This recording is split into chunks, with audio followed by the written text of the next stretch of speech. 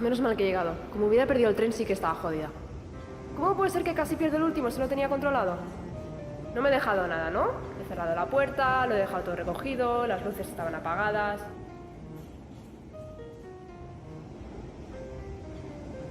¿Y este tío qué mira ahora? ¿Qué coño estoy olvidando? Limpié el suelo, la ropa, recogí los cuchillos y tiré la bolsa de basura. Vale, este está loco.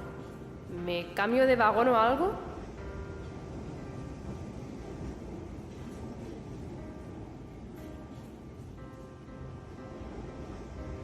Ah, coño.